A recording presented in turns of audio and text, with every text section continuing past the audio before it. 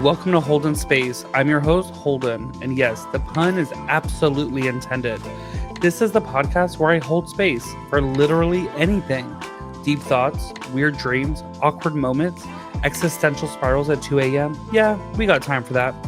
Think of it like a safe space meets a comfy couch meets a group chat that actually listens. No judgment, just vibes. And maybe a snack if you brought one. So grab your headphones, lower your expectations just slightly, and let's hold some space, or at least pretend we know what we're doing. Well, hello, everybody. Welcome back. It's your boy Holden, as you know. And today we are joined by somebody that I've known for quite a little bit of time. We've been Facebook friends, I would say at least 5 years. We have conversations here and there about just the most random stuff, always. It's it like is my brand. It never goes in any direction, and then if it does, like 5 seconds later, it loops around to the other way. So today we're joined by Carlos. Hello, Carlos. Hello, Holden. How you doing? I'm doing fabulous. How are you? I'm good. Although, again, asking me at this early of a morning, it goes to show how nice you are as a person. It's okay. Well, according to my time in my time zone, it's 10:30 in the morning. Mm-hmm. You see the sun's out? Yeah, Yes. It hasn't been out for very long. I know, that is so true. I waited until the sun has been out for a bit and has calmed down. I've already recorded an episode at 8 a.m. That was so bad. But you got to squeeze it in where you can. So freezing. Obviously, the elephant in the room, we're gay. Very much gay. I think that's the one thing that brought us together. No, I'm kidding. When you and I discussed on what kind of topic we were going to bring to the table, there was multiple options, but I think you bring a unique perspective to the table. So you've been in the bear chub chaser realm for a really long time. And the thing is, I would say a person of color has their own unique experience beyond just somebody that likes big guys. So if anybody doesn't know, you have chubs, which, hello, big old fat chubby boys. And then you have chasers, which are people that admire and enjoy that type of person. Chasers can be anything from a little bear to a muscle man to a skinny twink. It's just anybody that maybe admires a bigger person. So let's start as I think people of color have a unique experience coming out of the closet, number one. Mm-hmm. So what was that experience like for you? Number one, of coming out of the closet, and number two, coming to the terms of liking big guys. Yeah. So it is super fascinating to me. One of the things that I find about myself is that I tend to be very reflective about my experience. You can call it navel gazing, you can call it, fixated, but as soon as something happens, I often will go, I wonder about that, over intellectualizing. It's sort of my brand. Similar. So in that sense, I went from not really thinking about sex. I had a fairly asexual childhood. I grew up in New York City. I am an immigrant in the sense that I moved to the US when I was 4 years old. We moved to New York City and, grew up in the inner city, New York City. We were in public housing, on public assistance and whatnot. And, I went to elementary school and junior high, never thinking about sex, even though around me, sex was happening all the time. People were getting pregnant in junior high, stuff like that. But I never felt anything. I didn't even think about it. And then I was 14 and I went from gym class being go play in the parking lot to, oh, we have a locker room now. Because I went to a really nice high school. And I was very nervous. I wore my gym uniform under my clothes so that I didn't have to get naked in the locker room. And so I was dressed long before anybody else was. And I did look around, but it was very clinical. I had never really seen penises besides my own. And so I got to see them and I was like, oh, that's what that looks like. That's what that looks like. That's when I think I noticed that that being uncut was something that was not normal or not standard anyway. And then I saw walking towards me one of the football players, and I went to a very nerdy high school. So our football team wasn't very good, but we did have football players. And he was wearing his football jersey, and it was yellowish orange. And in many ways, it was like having a refrigerator walk towards me. And I remember looking at him and he walked right past me and I kind of followed him, and he had a locker across from me lower down. So he like leaned forward and like his jersey rode up and his shorts rode down a bit. And I saw like maybe 2 inches of skin. And I want to fuck that.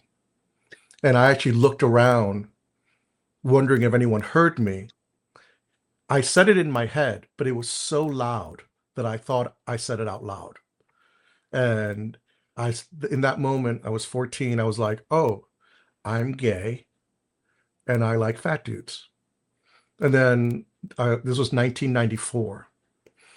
And then in 1996, I got AOL and started frequenting Big Belly Men for Men and Bears for Bears, which were AOL chat rooms. And since then, I've been on pretty much every big guy social media site.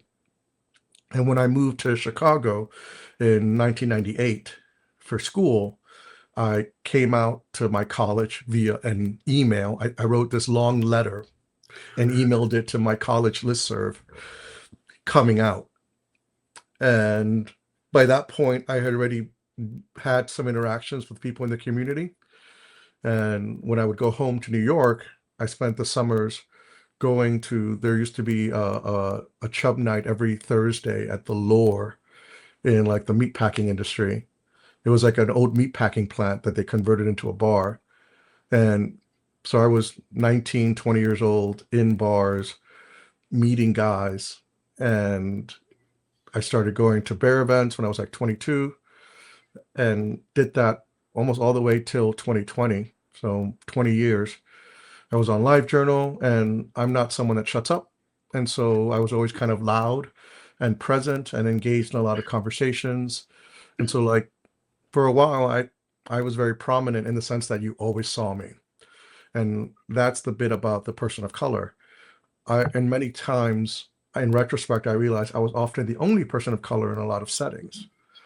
Especially in the Midwest, not only are there not as many people of color, Latinos, as in New York, my particular flavor of Latino, Dominican, is very rare. And so I kind of would expect to often be the only representative of my particular flavor.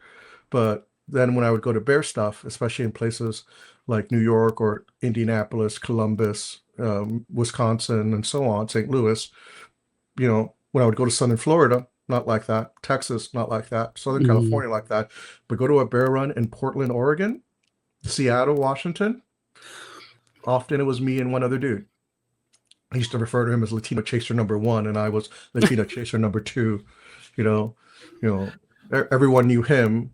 Most people knew me. So that's how I would order us. And so that was that experience. And in many ways, because I wasn't around a lot of Latinos, I didn't often think of myself that way. And since a lot of my interests aligned well, like the nerdy, geeky bear is sort of like a cliche, and I fit that. I will say the thing about Chaser that was a thing. When I first came out, Chaser was like, oh, a guy who likes big guys. That's me. But then when I started going out to stuff, I realized, oh, flat stomachs. Oh, a certain boyish feel. And I never liked my body back then. I was 6 feet, 130 pounds, didn't have a beard or facial hair, gangly, awkward, rarely took my shirt off ever. And so being that type fit the mode, but I never felt like me. Or at least I didn't know anything at that time. I just knew that, sure, these guys liked me, but I didn't like photos of myself, and I didn't really do much of that. It wasn't until I filled out, so to speak, that I started to feel better about myself. I don't necessarily find my own body attractive, but I do find it comfortable now that it's not chasery in many ways. So the thing is, so talking about an interracial aspect of things, Yeah. do you see that? Do you feel accepted in the 90s being a chaser of color? Yes, I fit the mode. I was what people expected from a chaser of color in many ways. Wanting to top, for instance, being, the right amount of hairy, the right amount of thin. But in many ways, I didn't feel accepted because the parts of me that didn't fit were parts that people thought of as particularly important. There was one occasion a long time ago where I spent some time with someone and I thought it went really well. And then when I like reached out for like a second time, they told me that you know, they weren't super interested. They just, weren't into me. And me being me, I kind of asked the question. I was like, well, why not? Like, I don't understand that. Everything seemed to go fine. And you said that you were into like Latinos. And so I thought you would be, back then I thought that's all you needed, right? It's just like, oh, I'm what you're looking for. So obviously we have to like be together, whatever. Mm-hmm. And he, in essence, told me that I wasn't Latino enough for him to be attracted. I don't think he definitely didn't use that kind of words, but that's the sense I got, that the things that he wanted weren't things I had that he thought were like, he just didn't think of me as being Latino enough to be attractive to someone who liked Latinos. And in retrospect, I realized it was like, I speak English primarily. I do speak Spanish fluently, but rarely do I need to. And so I don't. I kind of think more in English than in Spanish, just for that reason. Over the years, my accent has flattened out. And even when I did have an accent, it was more of a New York accent than what you might think of. Um, Sometimes I think that I was not the kind of guy that looked likely to rob him, and so he wasn't maybe as attracted to me in that way. He needed a certain rougher type of Latino. And in retrospect, I realized that that kind of often happened. And in some ways, it was positive because it gave me access to certain spaces because I didn't have that marked, oh, you're not one of us kind of vibe when I was Mm-hmm. hanging out with white folk. But on another level, it definitely made me feel a certain kind of way about my Latino identity that I had to like, when it's like made invisible or in some ways questioned, you kind of end up questioning it yourself, especially, like we were saying about coming out. I didn't really have a lot of Latino gay role models that fit who I was, you know. I would see them, Ricky Martin, for instance, and think to myself, that's not really me. And that's not an uncommon story. A lot of big guys I know, like who were they supposed to look towards as models? And for me, it was really hard. I will say that one of the things that I'm very proud of is that because I was always so prominent, I've had younger chasers of color tell me that, they saw me at events on photos and videos and stuff like that. And that helped them feel a little bit more like able to go to those events because they saw me there and that made them feel a certain kind of way. And so like I'm glad for that, while recognizing that I didn't necessarily have that, but I also thankfully had the means and the sort of personality that made going to those events possible. But I Mm-hmm. definitely often feel like I had to downgrade my Latino-ness in order to participate. Well, I was about to say that was the kind of somewhat leading into the next question. So, um, being a person of color back in the 90s, interracial relationships were not popular. Mm-hmm. So, do you think that the men that were having sex with you were just, you were their little secret? Did you find that you were more of the little secret, or were people actually interested in being in a relationship with you? Um, uh, One thing that I learned about myself is that um, I can be very sort of flexible and thoughtful and like try to see where people are, but there's sort of a level of steel that you kind of run into with me. And one of them was that I dealt with just the same amount of shame that every other person, every other queer person has growing up in the world, where the world tries to teach you to hate yourself. And I found myself really quickly getting very angry when someone seemed to validate that or try to like make me feel bad about myself or make me feel Mm. that I wasn't it was shameful. And so there was one occasion where someone hit me up. He was someone in my social circle, like a friend of a friend, and you know, I didn't realize he was attracted to me, but he was, and we wanted to fool around. But he was like, "Oh, but you can't tell people that we did." And I was like, "Fuck no, I'm not doing that." Mm-mm. And I don't even remember like having a real like thoughtful like idea about it. It was just like the part of me that is just nothing but steel was like, fuck no. Like, no, I'm not doing that. Um, so I'm glad that I'm too loud and too I find lying to be really difficult. I'm not saying that Mhm. I don't do it. I'm just saying that it makes me feel really bad. And so I can't be in a setting and have to remember who should know, can know who I've had sex with or not.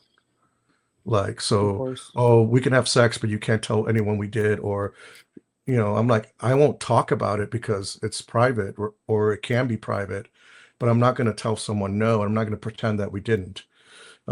That's just not right. So I thankful, and I was always so loud about it that no one ever asked me to be that way. But in the 90s, there was a lot of anonymity about it. People would have conversations without like it ever really going anywhere. You never really learned very much about them. And in those occasions, I definitely did get folks who wanted this to be on the side, Yeah. I that mean, didn't weren't interested in going out on a date, weren't interested in like going to a movie or having some kind of conversation. They wanted to get laid, and then they wanted to pretend that it never happened. And I think that if I noticed that, I definitely said no, but I definitely found it sometimes after the fact that that's what people were doing, thinking that I was their weekend excursion, especially like when people were visiting Chicago from other parts of the country, like a lot of the Midwest. Like if you live in the Midwest, Chicago's like the big city. So you go there sometimes to be somebody else and never bring back home. And New York is the same way. And so like there definitely were that. And if I noticed, I would be turned off. But sometimes I didn't notice until afterwards. yeah, I mean, I would say similar situations have happened to me where you and I kind of talked about it before the episode where I was sleeping with the guy, sleeping with the guy, and then I was like, well, if we're sleeping together so much, like, why don't we go on a date? Yeah. And their immediate response is, no, I don't date fat people. And it's like, well, then why are we fucking? And Yeah. it's like, it's the thing is, it's seen as taboo sometimes to Hmm. like a fat person. It's seen as taboo to want somebody that's outside of your race sometimes. And even though we're in the 21st century, the year 2025 at this point, yeah, 2025. Okay. Um, listen, we're close to 2026. Hmm. Um, it's still sometimes seen as taboo to be in a interracial relationship. Um, it still can be seen that way. So, okay, let's fast forward to today.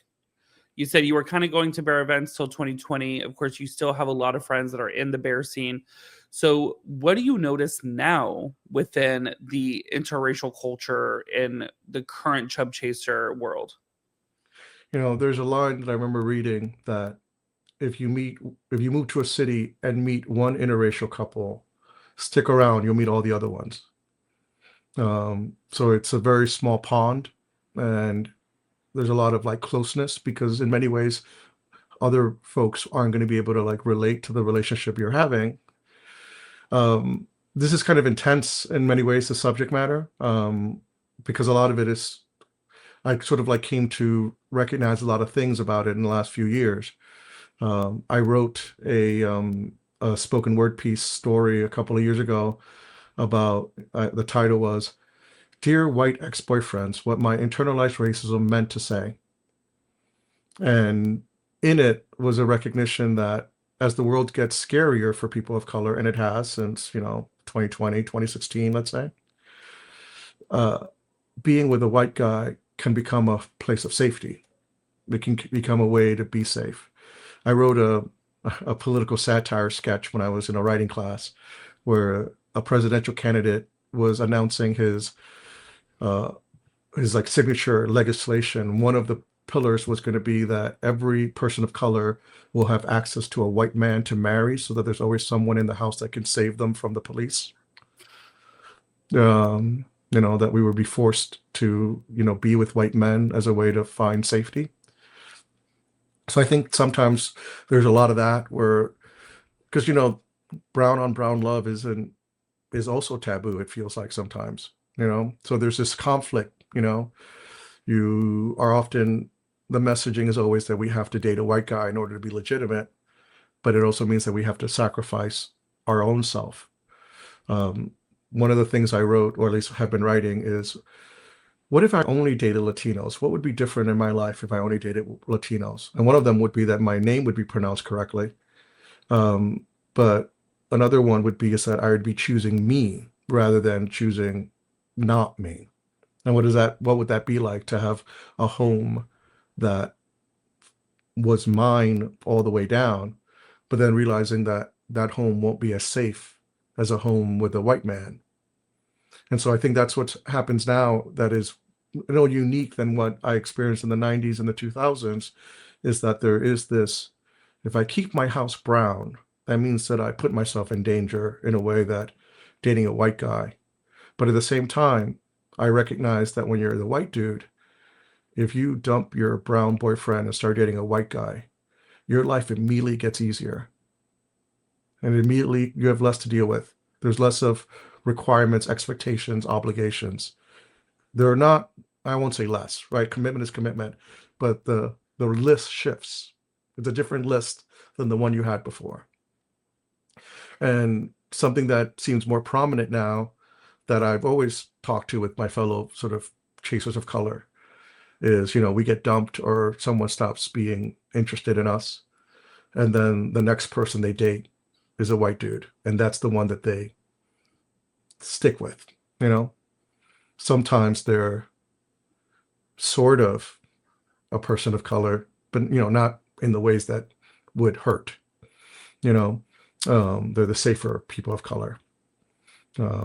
Maybe their personality isn't the stereotype. Maybe they have means or resources that others don't. Maybe they pass in a way that they don't. So I think that's something that's different now is that as the world becomes less safe for people of color, it becomes harder to have interracial relationships because we might be more desperate about it than we used to be. We might have a need beyond, do I like this person?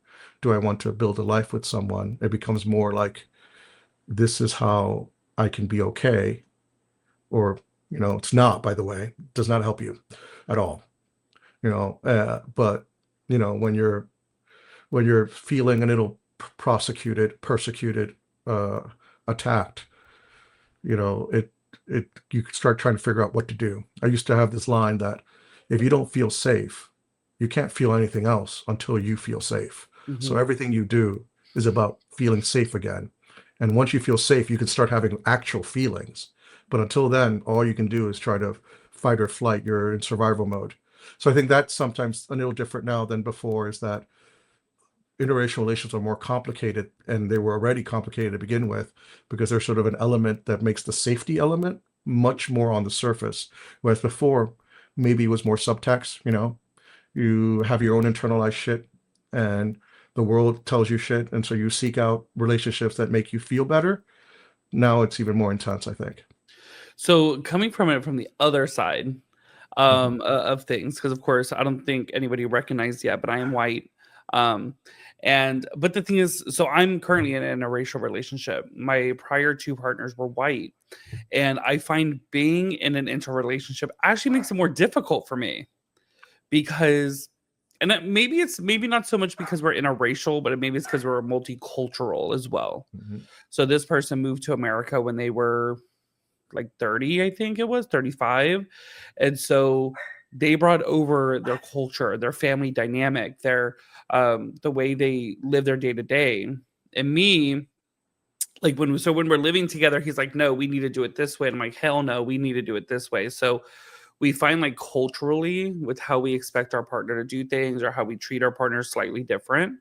As like a white person, I feel as most white people in America, we really grow up in the same dynamic, the same family dynamic, a nuclear household.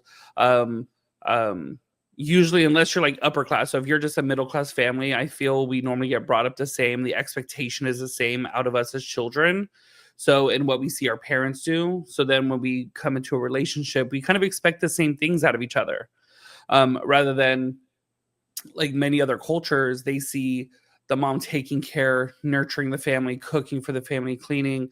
And many times the father is the one like being that rugged man, taking care of the family financially and more of the hard labored things.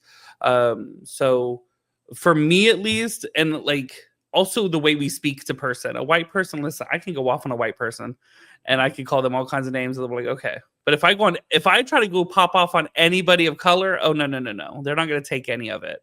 So I find like when arguing happens in a relationship, when with my partner and I, it escalates very, very fast because we view arguing very differently. So What background is your partner? a Spanish from Spain. So I feel like Spaniards are very I mean any honestly Latino culture I feel is very passionate. But yeah, Spanish I'm is not pretty sure if loud. Spanish folks, there are a lot of Spanish folks who think of themselves as being Latino. I mean, he does not. He sees himself as being Spanish. Mhm. Because there's a difference. Because he's like Spanish people are from Spain. He goes and Latin people are from Latin America. So Mhm. he's like there is a difference. Just same thing between calling somebody Mexican and calling somebody Puerto Rican. It's two totally different cultures, two totally different things. I mean, sometimes in slightly different Spanish as well. I mean, every area that has primarily Spanish has different dialects. Same thing with Arabic. When you go to Arabic countries, there's like 19 different dialects of Arabic as well. Yeah, I mean, Spanish is sort of, it is one of those cases. They're European in a way that Latin Americans, or not just Latin Americans, Latinos are not European, and so like it's complicated. Like you said, like I don't like the idea of creating distinctions between people more so than necessary, or rather more sense than useful. Mhm. Um, and this is where you start talking about passing versus not passing. As someone who often gets seen as Black and not Latino because I'm Afro-Cuban, or Afro-Latino is often a phrase that gets used that makes sense to me. And my family itself has a whole range of hues, like a lot of Dominican families do. Mhm. It's always been complicated because I don't want to like dismiss a part of my ethnicity that's there. When I did the 23andMe, I'm like 45% Nigerian. Um, and but at the same time, I can't claim to have the same experience. And so similarly, I think a lot of, folks of color put it this way: it is not about being a person of color or being white. It's about being adjacent proximity to whiteness. How Mhm. how close to the standard, to the main are you? It's not a actual line in the sand between a person of color and not. It's instead, how adjacent to whiteness are you? And I think that very much affects the bit of it. And in some ways, it does, like you said, devolve to cultural differences. And so there are going to be a lot of people of color who have ideas about relationships that line up with a lot of sort of stereotypically white folk. Similarly, the ways of arguing. As a New Yorker, I'm always going to like leap into a conversation, and I'm always going to try to express my feelings. That doesn't often work for folks who grew up in Missouri with a certain sort of like smaller emotional bandwidth, let's say. But a white folk from Atlanta, from Texas, heaven forbid, you know, I'm not going to have that big of a difference in terms of how we go at each other, in that way. So, like in some ways, cult- cultural distinctions can start becoming fuzzy with racial distinctions because there's a whole mishmash of cultures.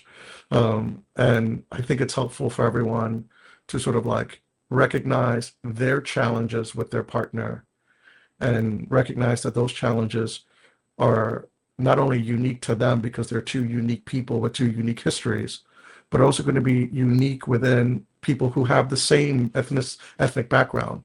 You know, sorry, let me say that differently. Not only is the interaction between two people unique because these two people are unique, but also they're not going to be the same as every other person of color who's in a relationship with someone else, or even if the same ethnicities match, or proximity to whiteness varies. There's a this is a thing I recommend for a lot of folks who are in interracial relationships. There's a play called Slave Play. I can't remember the writer right now. He wrote for Euphoria for a bit, but he's also a very successful playwright. And this play was on Broadway, and I read it and then saw it. And it talks a lot about like the complexities of interracial relationships. But one of the elements is you might be with a person of color and have this particular relationship, but that's not the same relationship you'd have with another person of color because we're not all the same in that way. So the thing is that, like you said, not the relationship that I have with my current partner, if I go to another Spanish person, it's not gonna be the same relationship, okay, with a different person of color. It's always depending on how the person grows up, where they grow up.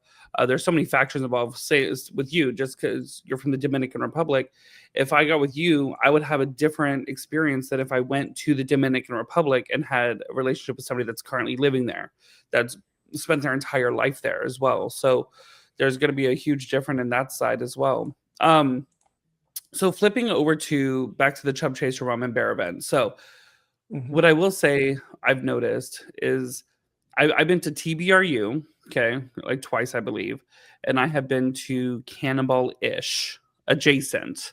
I was there visiting a friend for like 30 minutes and then left. But what I do notice in the Chub Chaser world is that I would say at least 90 to 95% of the chasers are somebody of color. And when it comes to when it comes to an interracial relationship, it's not very common. I see a black bear or Dominican big chub with a white person or a black chaser. It's always going to be a black chaser, a Dominican chaser with a white chub 90% of the time. And like again, as I said before, like let's exclude Latrice Royale and her tiny little twink of a husband. But so why do you think that is? You know, I can't say that I know, but it's something that I have noticed. A lot of my friends who are larger people of color have talked about not getting any attention, not getting anything like that. And some of it, we're talking about the interracial, the internalized stuff. So if you're a person of color who likes big guys, something I say a lot is that when we talk about someone's choices, we first should think about their options. And we don't have a lot of control over our options. And so you start thinking about one of the questions I always love talking with other chasers about is, what is the first person they saw that they found hot? Interesting enough, the one I described, the refrigerator, so to speak, was a person of color. I remember his dark skin against the yellow-orange jersey was striking. But then I think, when I talk to folks, they're like John Goodman, John Candy, John Belushi, all white guys. And you start thinking about big guys, big fat dudes as sexual role models. How many of them are people of color? I remember when I was a kid, Heavy D and Fat Joe were kind of up there. Biggie Smalls was someone that I really wanted to know, especially when he rapped about his sexual stuff. I remember curious about what he might look like with his pants off. But overall, though, a lot of the images that a lot of people of color talk about when they were teenagers seeing were white guys, because that's what was on TV. That whole thing about like schlubby husbands with hot wives, that was a whole sitcom thing for a long time. Those were the people. And so when you think about, well, what kind of relationship do I want? Well, I want the kind of relationship that makes me feel X, Y, and Z, that is a particular type of life. What fantasy do I have? What is my image? A lot of it is going to be what they get from TV and everywhere else. And in those situations, there is not a white guy with a black guy. And there's definitely not a white smaller guy with a black big guy. This happens in straight interracial relationships. When you start thinking of how many interracial relationships that are on TV feature a black man and a white woman, that it's very often the other way around.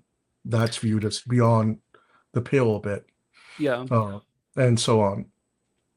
Even though a very common trope that we've all seen is the big white girl with a black guy. But let's do it the other way around. And you got Roger Ebert probably, but he was a big guy too. George Lucas fits that mode, and that way. Even Robert De Niro, and so, well, the other way around, You know, Well, talking about the other way around, I've always noticed that when it comes to a larger black female, they're always with a very small white guy. And then when it comes to a white female, it's always a black gentleman. I used to, in California, there used to be a club called Club Bounce. That was a club for larger. And then when I'm talking about big, I'm not talking about 250 pounds big. I'm talking about big, big. Okay. mhm. And you would see the photos of like all these white women that are like 600-700 pounds and like nothing but people of color, like six-pack shredded abs being all over them. So I find it a unique dynamic. But talking about a larger person of color, I think it's we have a mutual friend that had told me that they wanted to gain weight purposefully because in their perspective, black chasers didn't get paid attention to, but black bears did. So but you have the other experience where you said a lot of your guys that are larger and of color say they don't get paid attention to. Well, it depends on what it is you're looking for. Like what kind of, this is the bit where it's one thing to say that if you want a person of color, a fit guy, usually it's not, oh, he's fit. It's usually he's like tough looking, gym looking, tough, hard body, right? So in many ways, we talk about options again. Do you fit the type? Something that I often say, because, being a chaser in the world means that a lot of the times when people talk about the people they're into, I'm not sharing their feeling, but I want to participate because, we all want to participate. And so often what I would say is like, oh, they're a good example of their type. I don't find them hot, but I can understand why you would, because you like X, Y, and Z, and this person is very much X, Y, and Z. And so I can commiserate with the person you're describing, saying that I need to change my body to get the attention I want because the body I have doesn't fit the mode that people are looking for. And that can sometimes mean that you're the wrong kind of person of color, that you have the wrong body for the person of color that people imagine. When I was 120 pounds and flat stomached and whatnot, and didn't have a beard or anything, there was a particular type of person that was interested in me. I didn't particularly find myself attractive and I didn't feel comfortable in my body, but I fit what they were looking for. And in many ways, maybe I don't think I thought about it intentionally. I know that my body filled out and I started feeling more comfortable with my body when I started playing softball. And I started to sort of like appreciate what my body could do. There's a concept I like called body neutrality, where you don't think about your body as good or bad, but like, what does my body do for me? What is it capable of? What does it provide me? Rather than, do I like it? Do I not like it? Sometimes it's asking a lot to learn to love your body, but you can more easily look at it and go, this works. My body works. It does great things for me. And I think that's what eventually happened with me, is that I started to learn what my body was capable of and learn to appreciate it. It just so happened that I kind of transitioned into bear over time. There's an element of that as well. I remember being 19 and in a bar in New York complaining about all the guys that I had to hang out with. And I was complaining it to a chaser friend of mine who was older than me. And he said, well, enjoy it now, because when you turn 27, it all goes away. What he was trying to communicate is that being a thin chaser has a shelf life. Not only does your body change and you fall out of the type, but also just being older does it for you, So I can commiserate with someone who feels that they had to gain weight to be attractive, not because Black big men aren't attractive or are more attractive, but just that if you can't keep up that image that people want anymore, either because it's physically impossible or because it just doesn't match your own desire, that often feels like you have to then grow into another type that people want. And there's a whole nother conversation about that, specifically about some chub chasers, especially if like one's a fat guy like me and one's a muscle man, the muscular guy always feels that they have to maintain that muscular body because that's what they enter the relationship with. And the fat guy too feels that they have to remain big. There was a TV show on TLC, I believe it was called Hot and Heavy, to where one of the females was like, I want to get gastric bypass. And the husband was like, I'll love you, but like, we're not going to be having sex because that's not something I like. And so and that's a whole nother conversation about that dynamic about. That's for another episode. Yeah, for real. So one thing I do with what came into my mind when discussing why we see more people of color when it comes to chasers is, from my experience, at least, white men are more scared to come out as a chub lover. Okay. They, throughout my entire listen, guys, and I mean, if you've seen my other podcasts, you know, I've been around the block around 30 something times. And I find that white men are like, it's a commodity. It's a taboo. It's a, let's do this and then walk away from it. As a person of color, like, they enjoy the body. It's so much more sensual. It's not just let me fuck it and leave. It's let me enjoy every inch that this person has to offer. And being chub, we got a lot of inches to offer. So it's like, I find that like people of color are just more proud to, or more accepting to the fact that they like bigger people. And it could be a cultural thing, as we kind of talked about before the episode, is there's so many cultures, okay, all around the world, that people of size have always been considered more beautiful than skinnier people, because those are the people with the money. Those are the people of royalty and stuff like that. So, of course, things have translated down to trickle downward to society nowadays. But there's, especially like I know Africa, it's these muscled out men, and they just want like a really big woman. And that's just because that's what they've always been told is attractive, is the more voluptuous, the more curvaceous, is the more attractive thing.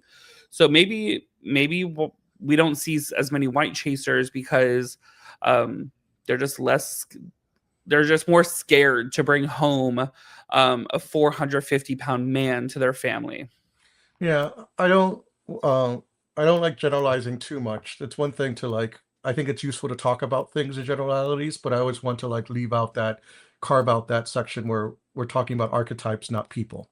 And so it's useful to talk about archetypes because we get general trends, and then it's especially fraught for me to try to talk about people's desires, because that's an internal thing. We can't see people's desires. We only see how they express their desire. So I think when we talk about, because I think white chasers love big guys just as much as black chasers do. They have the same desires. We all have the same feelings. We all have the same needs. We're human. They're human needs, human desires, but our expression of those desires, our expression of those needs vary. One of the things that I've sort of had to engage with over the last couple of years is that attraction is socially conditioned. We're not born wanting a particular thing, or rather that specific. There's arguments to say that being gay is sort of like innate. But what kind of a man we want is not innate. It is socially conditioned, at least a certain point. Some of the social constructionists in the audience that might exist will say that everything is socially constructed, but that doesn't mean that it's not meaningful. That's what they say. It just means that there's no natural. It's all stuff. It's still real. We still live with it. It's still true. It's just not natural. And so in that end, I kind of disagree with the idea that people of color love big guys more. I think what we see is two elements. I used to say that chasers have to always come out twice. Mm-hmm. They have to come out as being gay, and then they have to come out as wanting a particular body type. And based on your social milieu, you're going to feel different ways about it. You're going to have different obstacles. The stereotype is that, you're a white guy and you come out to your mother. She's like, oh my God, we get to watch RuPaul's Drag Race now. And we get to go to gay bars, and I get to know what dress to wear now. But then they bring a fat guy home and they realize we don't have a chair for this person. Whereas when you are a person of color, coming out to your parents as gay can be really, really complicated because of many cultural reasons. I won't say that it's worse than coming out to a family, but there are cultural differences, and that can throw up a lot of roadblocks. But then when you get past that obstacle and you bring a fat dude home, it's just another fat person in the house. There's already, you know, there's already that. And more importantly, I think in a lot of white cultures, the fat person is, oh, they're the fat one. Whereas in a person of color home, at least my person of color home, we're all different body types from big Mhm. to small, and we're all part of this family, and all our chairs don't have armrests. So, and things like that. Because grandma, uncle, da da da, stuff like that, and so I think that there is an element where white folks might find their expression of their desire more limited than a black person might, not just because a lot of white cultures don't have that level of expressiveness as being acceptable. Especially in the Midwest, let's say, never mind like a Northeast Puritan kind of prim and proper, stiff upper lip British sort of thing, right? Um, so there's a lot of that element. So I don't think it's that people of color desire fat people more. I think that how they express their desire can often seem more visible, especially if you grow up in America and that person is more expressive. Whereas, as I say, when I go back home and visit my family, I'm not more expressive than my family. I'm not more big, but out here, I am the more expressive one in the group Mhm. and stuff like that. Like my expression hasn't changed, but the perception of my expression has. And so, you know, a lot of, and so I think that's one of the reasons why we see that. And as for like representation, I always found that particularly fascinating when I been to a lot of the bear runs. I think to myself, you know, America is majority white. And especially if you think of it as just black and Latino, definitely like between those groups. And yet, when I go to an event, there seems to be a lot more people of color chasers than white chasers. Now, I could argue that people of color are more likely to want fat dudes, or I could argue that they're overrepresented because maybe they um, are more likely to go to this event. But then I think about the means and resources required to go to a 4-day event in another state, especially if we have to go into the South, like whatnot. And yeah, so like that makes it even more so like, wow, there's just a lot considering the circumstances. So why is that? I don't think it's that white guys like big guys less. There are other reasons that stop them. Sometimes when I let myself be as negative and critical and as I can be just to sort of see what the rule is, I would say, well, maybe all the white chasers are already married. Maybe they Mm. have already they're already in relationships and they don't really feel much desire.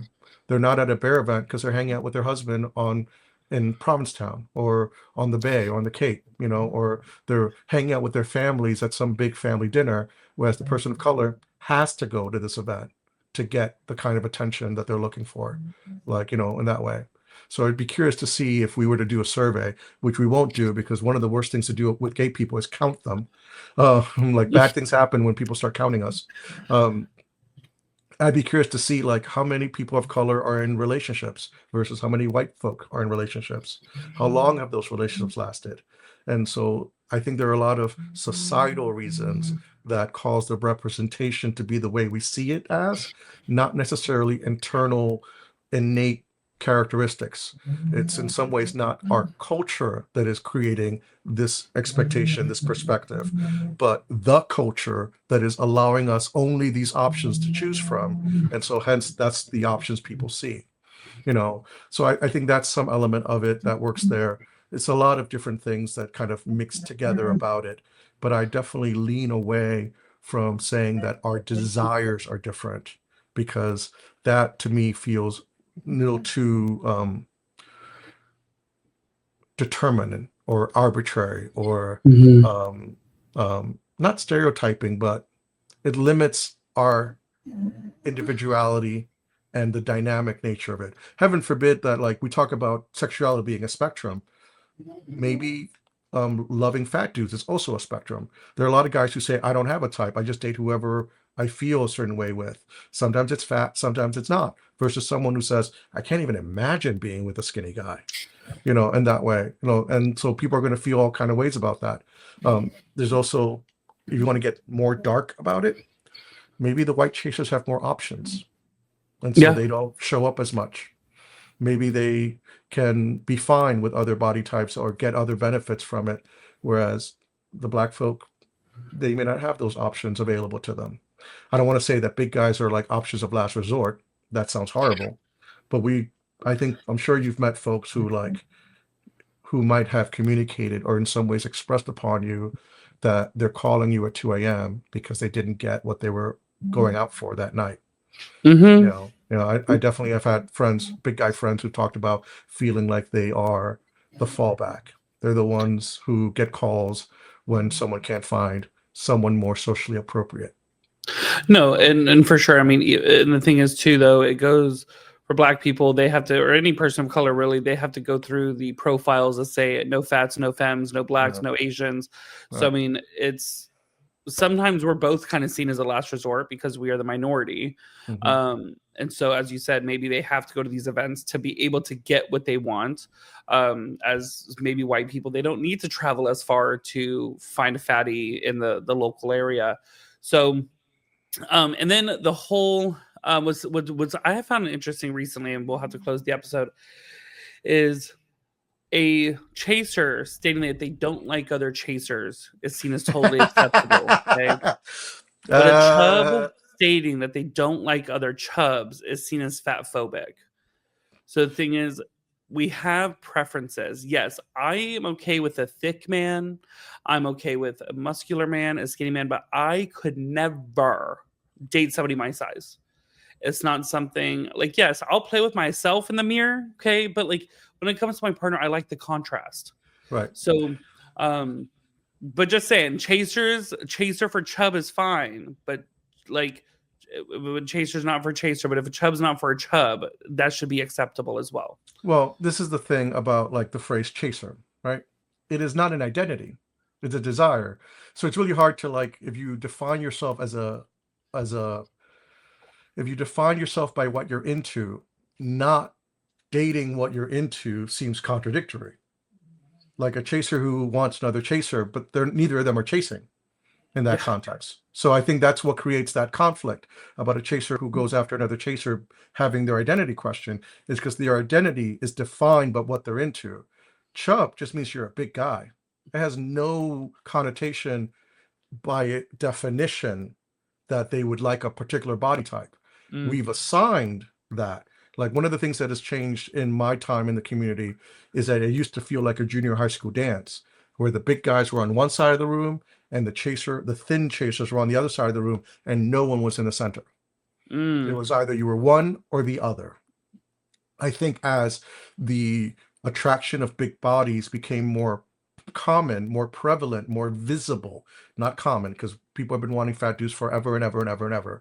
Like there are definitely chub chaser communities going back to the 40s and the 50s that have documented experiences. There used to be a very well-known chaser that would travel the country and all the big guys knew him. This was like in the 60s, in the 70s. But as it become more prevalent and more visible, what I think has happened is that big guys have become more open to the variety of attractions that everyone feels. This is back to what I said before. We all have the same needs. We all have the same desires. We are all on a spectrum in terms of what we're into, but sometimes we're not given the option to want a certain body type. And so we don't let ourselves experience that sincere attraction we have. But you see enough big dudes being hot in public because they bring their chaser husband or whatever, and they're out there, and clothing has gotten much more available, especially swim trunks and swimwear. Suddenly, that big guy sees another big guy wearing really cute swim trunks in the pool, maybe confident because that person happens to be that way. Suddenly, the big guy, same thing as a chaser did when he was 14, goes, "Oh, I like that." And they never were able to do that before because they Yeah. never saw the big guy. They never had the experience to have the realization. Or two, as soon as they did feel that, they shoved it down because, oh my God, I Yeah. can't like fat dudes. Fat dudes are gross. I'm a fat dude and I'm gross because the world has told me that I'm gross. So Mhm. I'm not going to I'm not going to let myself be attracted to a big guy because that would be wrong reasons, especially if I need to date a thin guy to feel like I'm accepted somewhere, that kind of bit. So I think that as time has passed and the community has become more prevalent, established, visible, once we started creating media that represented us and represented the hot fat dude, I think everyone has become open to liking fat dudes.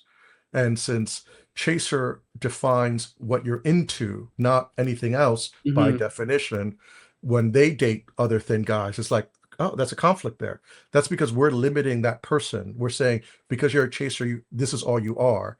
And for Chub, I think it's only a big guy. It never meant anything else. This is why, when I first came out, I didn't like being called a chaser because I did not like the fit that was. I didn't like my body. I didn't like how young I was. I Mm. didn't like how scrawny I was. And so having my identity defined by that, I didn't mind being defined by what I was into, but I didn't feel like I fit what people were looking for. Yeah. And so I always found like my first online name wasn't Chaser. It was Cub to begin with. And so I think that element is there. But I do believe that as time has passed and liking fat dudes has become more acceptable, everyone of every body type has become more open to the desire. And so people are feeling what they've always wanted to feel. They just now are allowed to express that feeling more. And so that's why I think there's been much more chub for chub couples and bear for bear couples. It's not that suddenly everything changed, it's that people were allowed to be who they wanted to be with all along. And they didn't feel like they had to like adhere to it. That I do believe this created an incredible conflict. I remember there being so many arguments about. I remember being Chicago restarted a chub night several years ago. This is like 10 years ago, and I attended, and the vibe I got was like, "Hey, you're not supposed to be here. This is not. This is a chub for chub space." And whatnot. One of my friends created a button, people may have seen it, says chaser friendly for big guys to wear, because a lot of skinny guys would walk into a room, Mhm. and because they would get so much shit from the big guys who wanted other big guys, because the big guys wanted to create a space that they were safe in, and that space didn't involve a skinny guy.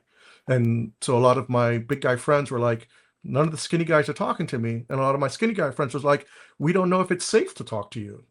And so people started wearing those buttons to say it's safe for you to talk to me, because I know when you're standing there, and I have a lot of big guy friends, and we're all surrounded, like a big guy surrounded with all these big guys, and you're a skinny guy who doesn't know any of them. How do I know which one is going to accept my attention, or versus one of them who's going to like sneer at me because they're trying to create a space that's safe for them, which does not include my body type in that, not because they don't, oh God, it's gross. It's like that I want to go into a space not like the one I go into at work. And that means that I have to make it a certain way. Yeah. Not to mention, um, oh, this is really short. Um, I was at a bear event one with my friend William, who's a black guy. And this guy, we were sitting at a table because he used to do podcasts and comedy stuff. And a guy walked up to him and started chatting with him, da da da. And I was just sitting there watching, listening. I didn't really say anything. And when the guy left, I said, do you think that guy was flirting with you? And he was like, well, I don't know. Da, da, da. And then he paused, like, wait, are you asking me so that you can figure out whether he would be into you as well? And I went, I guess I am. I guess I do see if a guy is talking to a person of color before I talk to them, so that I can get some confidence that they're not just going to reject me Mm. at heart. They're at least open to it. And when I started thinking about that and asking my people of color friends, one of them says that when anyone hits them up, they first go on social media to see if that person has any photos with people of color. If that person has ever had a boyfriend before, because one, they don't want to be the first one. That's not a great place to Yeah. be. But two, is this person comfortable being openly attracted with, involved, engaged? Because there's something really, we all, I think, want to avoid that scenario where we're the dirty little secret. They never have any black Mhm. friends. They just fuck them on the side. Like we, none of that do that. So I think the same thing happens for the why Chub for Chub is so um, potent in that Yeah. way. It's because it kind of creates this conflict where now we wait, we don't know if we're into them, so now we're fraught, and that means that the chubs who like skinnier guys also have to be more forward about it. And I think it's for the benefit because we all get to have all the choices available to us now. There are Mhm. many more options available, but one of the benefits of having very limited options is that you knew exactly where you stood. And I think sometimes people miss that. They're nostalgic for that, not recognizing that it's probably better for everybody now, but it's natural to want things to be easier, especially things that make us feel vulnerable, that feel unsafe, that feel like we put ourselves at risk. We would love it to have less risk. And one of the ways it has less risk, oh, you're a big guy, I'm a skinny guy. We don't need to talk about anything else now. Whereas now, what are you into? What kind of guy do you want? What kind of sex do you want? Rather than, oh my God, I'm a 32 waist, you're a 56 waist. What else do we have to talk about? So I see I see it a little differently with the chub for chub attraction. So you talk about now with the options available, now we can look at a big guy, see that they're cute. Now we're like, ooh, he looks good in that. And that creates that attraction. Um, I've seen it as, and this is just perspective, is there's about 200 chubs per every chaser out there. The ratio is drastically different. And many chubs, because they see chasers fucking around, not in a relationship, that they're just kind of hoe bags, essentially. Okay. This is perspective. That they are more promiscuous because they have a sea of 200 chubs to choose from. They don't want to settle down a lot. And I've actually been told this by chasers as well. So I feel that a lot of chubs have said, well, shit, maybe I can't get a chaser. I'm not gonna be able to land one. I'm not gonna be able to find one for a relationship. So now I need to go with what I look like at this point in order for me to find a relationship. But again, I think like no matter the perspective on it. I feel I'm gonna have to stop you there because that again places chubs as like the option of last resort.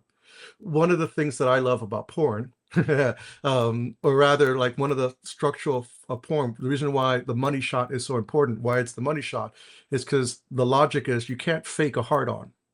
Yeah.